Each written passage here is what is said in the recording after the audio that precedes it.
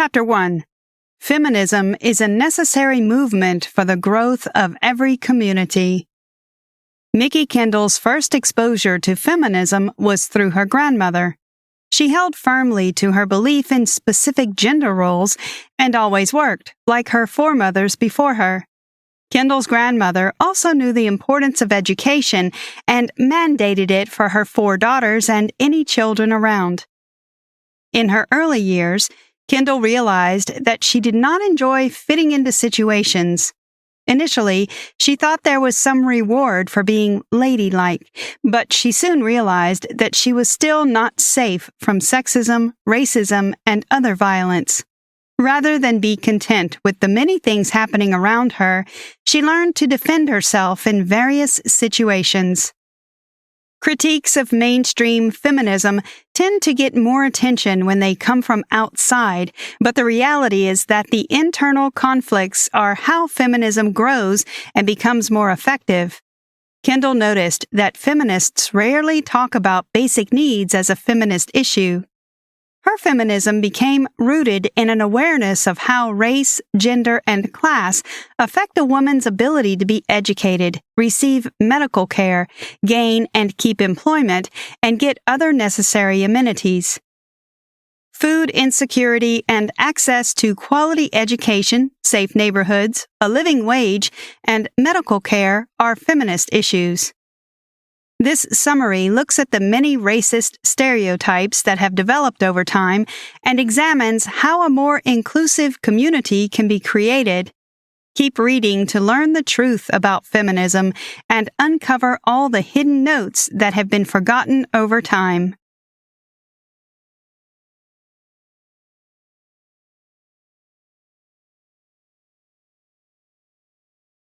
Chapter 2. All women deserve equal rights in spite of their race or sexual orientation. Many irrelevant debates have taken over the discourse surrounding modern feminism, which has led many people to question the legitimacy of the movement. Marginalized women have experienced an increase in various problems surrounding them, but these are rarely highlighted as feminist issues.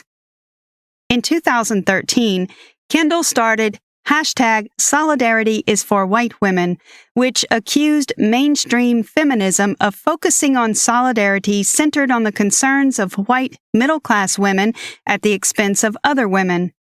Many white feminists claimed it was divisive instead of recognizing that the problem was real. Yet, since its inception, mainstream feminism has insisted that some women have to wait longer for equality.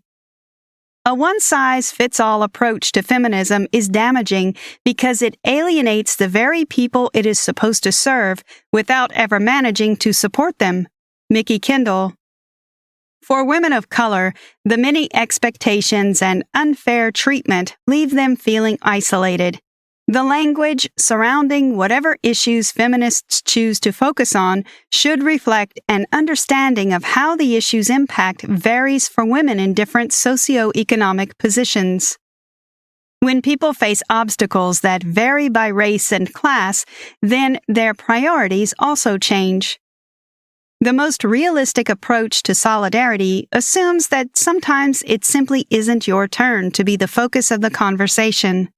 When feminist rhetoric is rooted in biases like racism, ableism, transmisogyny, anti-Semitism, and Islamophobia, it automatically works against marginalized women and any concept of solidarity. A good way to address the complex reality of solidarity is for feminists of all backgrounds to address would-be allies about issues. The goal is to establish common goals and work in partnerships. As equal partners, there is room for negotiation, compromise, and sometimes even genuine friendship. Building those connections takes time, effort, and a willingness to do better.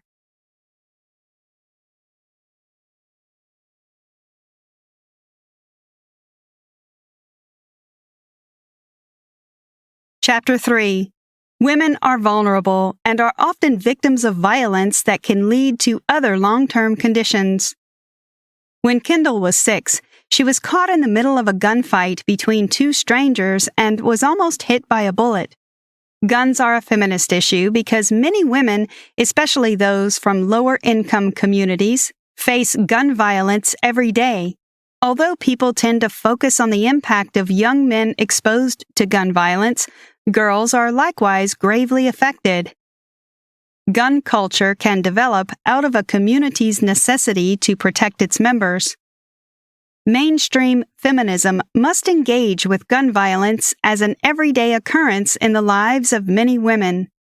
It can't be treated as a distant problem when, in some neighborhoods, bullets are quite common. To adequately address the needs of the girls and women who deal with the consequences of all this violence, mainstream feminism has to listen, advocate for, and provide resources. Contrary to what the media portrays, gun violence can and does happen everywhere. What compounds the problem of violence in the hood is the long history of isolated Black communities in America not being able to trust law enforcement. Apart from gun violence, Black women face domestic violence and police violence. To build that bright feminist future, mainstream feminists need to invest in becoming the kind of society where resolutions to disputes, safety concerns, and crimes aren't reliant on someone else's access to a weapon. That means shifting the cultural assumptions about what constitutes safety and changing public and private policies to minimize the over-reliance on violence as a solution. People need to be ready to listen to domestic violence victims, and violence intervention programs should be promoted at all levels.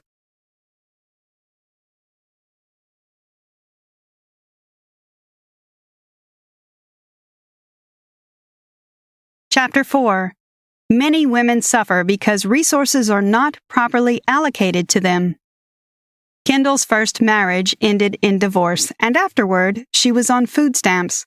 She had a state-funded medical card that gave her and her son access to medical care, and she was living in public housing. She was fortunate that there were society safety nets that allowed her to leave her abusive ex. But today, many of those safety nets are no longer in existence. Poverty is not a crime, and the women who experience it did not make bad choices for themselves and their children on purpose. Some people just don't have a good choice available. Access to adequate food and nutrition allows communities to thrive. It will enable women to fight for their rights. As a culture, we don't have significant provisions for helping women and families escape poverty. Mainstream feminism pays excellent lip service to the idea that poor women are supported, but in practice, it often fails to interrogate what constitutes support. Hood feminism as a concept is not only about the ways we challenge these narratives, it is about recognizing that the solutions to many problems can be complicated. Without support from feminists with privilege and access, families facing food insecurity will suffer despite their best efforts. Hunger saps your energy, your will. It eats up the space that you might have used to achieve with the need to survive. As feminist issues go, none span more women and their families than this one. Food security allows marginalized women to defend their interests against other forms of structural oppression. Bringing about feminist changes will only be truly possible if mainstream feminism works to provide food for every woman in the society.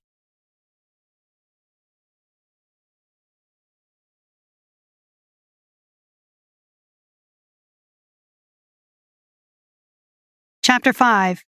Girls are often sexualized from a young age, and this is the origin of sex crimes. When Kendall was growing up, she realized that being called a fast-tailed girl meant you are sexually precocious in some way. She went on to start the #FastTailsGirls tag on Twitter with her friend journalist Jamie Nesbitt Golden in December 2013, and thousands of women came together to share their experiences. Young Black women find it challenging to engage with their sexuality as it is developing.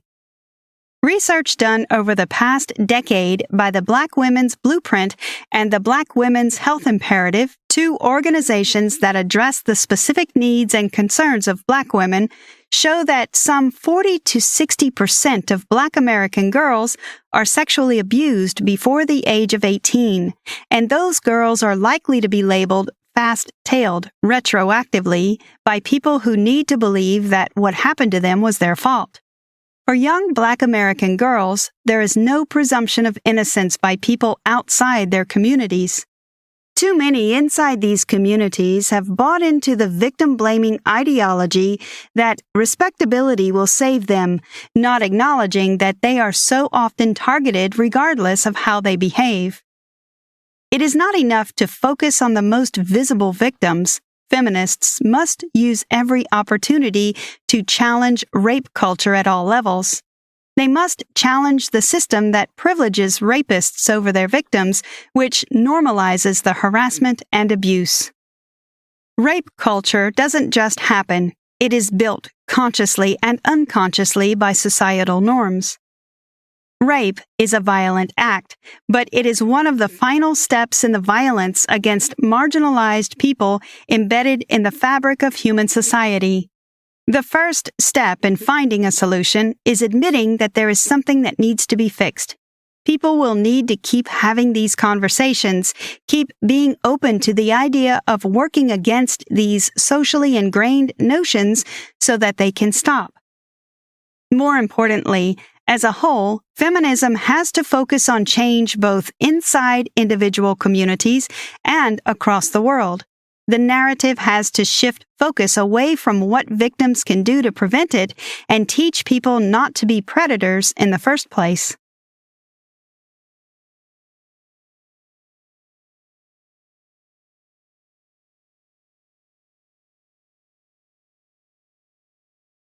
Chapter 6. Many societies are patriarchal and offer no room for women to air their views. Kendall grew up with a traditional grandfather and became the stepdaughter to an equally traditional man. They were the kind of men who were sexist and sometimes outright misogynistic. Many women live in communities where sexism and misogyny come from people they love and respect. Communities are largely homogeneous, and a great majority of the residents are concerned with respectability.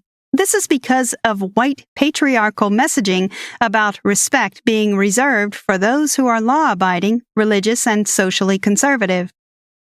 Tackling hypermasculinity and toxic masculinity is a crucial part of ending the present issues of the Black community. As part of working toward a society that will be beneficial for all, marginalized communities need to do more internal work to address these behaviors and work together to undo the harm that has been done. But toxic masculinity isn't just a problem in low-income communities, which are no more homophobic or intolerant or sexually violent than communities with higher socioeconomic standing. Change begins when people welcome new education.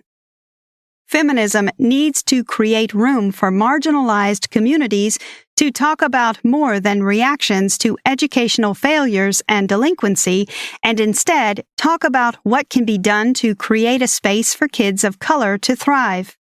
There is a need to circumvent the patriarchal influences in our lives, especially among boys, who often end up joining gangs to find a level of respect and love that they were missing. Women must continue to push for a peaceful society where they have the same opportunities as men and boys.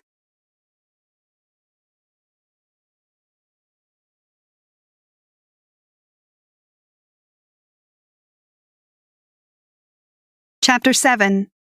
Different beauty standards exist for Black and white women. Going from being an awkward child to a relatively attractive young woman changed Kendall's life in many positive ways, not just in terms of male attention, but people were more accommodating at every turn. In between bouts of promiscuity, she learned to tune out street harassment, to fend off the wandering hands of men who just wanted a hug. Kendall also learned that having hair that is not styled well, and clothes that aren't flattering can undermine your chances of success. While a messy bun might be considered acceptable for white girls, people disapprove of a black girl's carefree looks.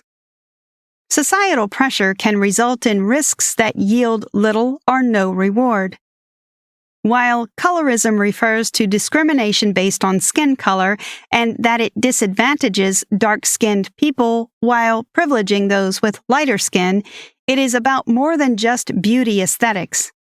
Having darker skin is linked to lower job prospects, difficulty getting promoted into high-level positions, lower marriage rates, higher rates of arrest, and longer prison terms. Campaigns for skin bleaching products make a point of highlighting lighter skin being essential not just to higher incomes, but to a better love life. As a result, lighter skin is so coveted that bleaching creams continue to be best sellers in the United States, Asia, and other nations, despite evidence of mercury poisoning, skin damage, and liver and other organ malfunctions. Communities need cross-cultural dialogue about the impact of colorism before there can even be better, healthier beauty aesthetics. Mainstream feminist engagement with beauty culture often centers on the male gaze and its impact, but that's not the only toxic component. As a movement, feminism needs to be willing to move to interrogate the ways that it engages in colorist hierarchies internally. It needs to be open to asking why so many white feminists are willing to leave these problems to be solved by feminists of color.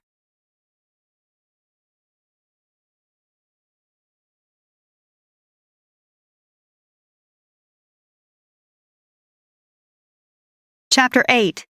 Black girls are humans and can suffer from the same eating disorders as white girls. Kendall had an eating disorder in high school. She was always skinny, and her weight loss wasn't noticeable at first, especially because she had mastered all of the healthy eating tricks that make people comfortable. The narratives that position the curviness of black girls' bodies as a warning sign of future obesity usually lead people to congratulate you on watching your weight instead of grasping that there is a problem playing out in full view. Black girls develop both healthy and unhealthy coping skills in the absence of better options. Girls in marginalized communities have all of the same mental and physical health issues as girls in wealthier communities, but they are less likely to have the resources or the language to address them. Eating disorders are not really about eating habits, even though that is the most obvious symptom of the problem. In fact, eating disorders are rarely even about food. They are more likely to be about other issues in the home or around it. They're also depressingly easy to hide in plain sight until the problem reaches a critical ill health. Advocates for medical care should also provide care for those who are least likely to both seek and receive treatment. Feminism has to center on those who are most vulnerable. It isn't enough to do a token highlight of the problems in marginalized communities once a year. Feminism also has to advocate for better access to mental health care for everyone. It's also important to not offload the emotional labor of educating providers or communities onto the marginalized people looking for support. And it's key to include marginalized people in leadership roles, in campaigns, and in institutions that claim to be concerned with mental health. Above all, it's essential to do the work of lobbying legislators at all levels to improve access to quality mental health services in every area.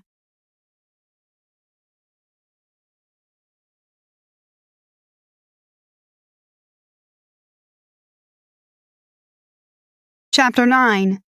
A Black woman can be fierce, vulnerable, and beautiful at the same time. The women that many people refer to as fierce are also those most likely to be the most vulnerable. For instance, many people adore Serena Williams until she's visibly angry while challenging a system that continually harasses her. Yet, her career and life are excellent examples of the power to succeed as a woman in a male-dominated industry.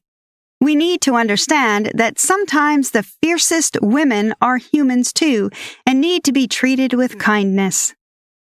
Mainstream, white-centered feminism hasn't just failed women of color, it has failed white women. It's not making them any safer, any more powerful, or even any wiser. Mikki Campbell.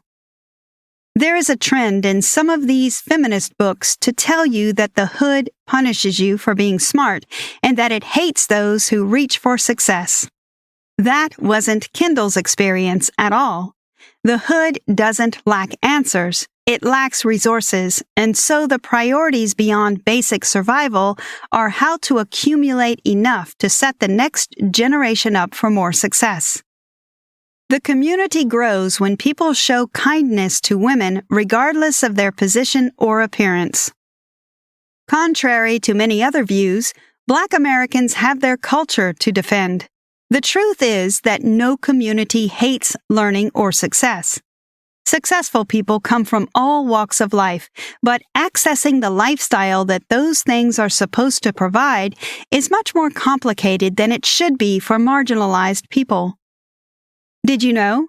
According to the FBI's National Crime Information Center, despite being only 13% of the total population, Black Americans account for an average of 34% of all missing persons every year.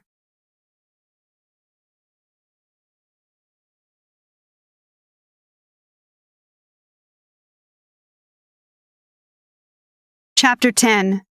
Women have a right to vote, and their children have a right to education. The right to vote is arguably a pillar of American democracy, but countless Americans face barriers to voting. Few feminist organizations have made protecting voting rights for all a priority, which is much better than the bigotry that allows so many white women to vote against all women's interests. The history of feminist politics has shown the dangers of ignoring the work of marginalized women, CIS, and trans. Feminism has been a powerful political force for decades, but its focus has to expand if critical elections are going to be won. Feminism that encompasses all the issues that impact women, from poverty to criminal justice reform, to living wages, to better protections for immigrants, to LGBTQIA issues, is feminism that ensures voting rights for all as a foundational issue. A person will be able to exercise their electoral franchise only when they feel safe. Another issue that many parents from marginalized communities face is the fight to keep schools open and prevent their children from being criminalized. Students need schools and politicians to expand the definition of safety to include more school-based counselors, social workers, nurses, and after-school, weekend, and summer programs. In general, it's not enough for feminism to advocate for educational access. It must also push to make education valuable for all. Quality as well as quantity matter a great deal. It does students no good to go to school if their school is a place where they can be abused and traumatized with impunity by the administration. Challenging the internalized biases that allow the many white female staff members to feel comfortable utilizing police as a weapon against minors is necessary to end the school-to-prison pipeline.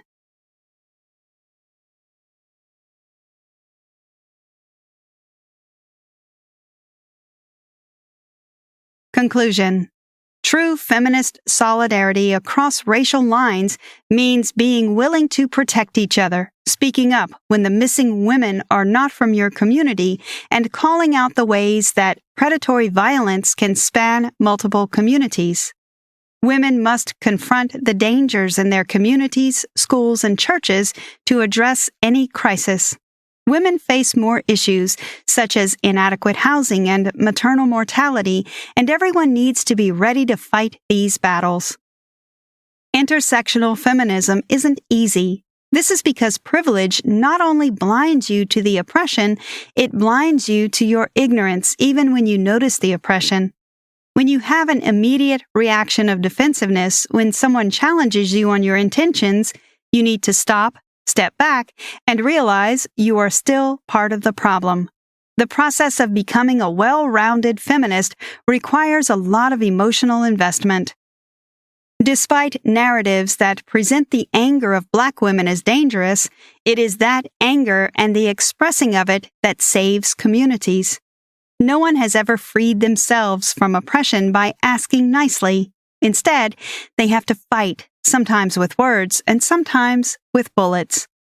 Anger can be cathartic, motivating, and above all else, an expression of any community's innate humanity. Facebook and Twitter are places where the marginalized can't be silenced as easily.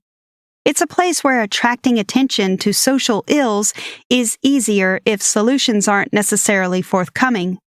So you can do your part by using your social media presence to speak out against injustice. This isn't a single-day fight. This is a commitment to working against white supremacy.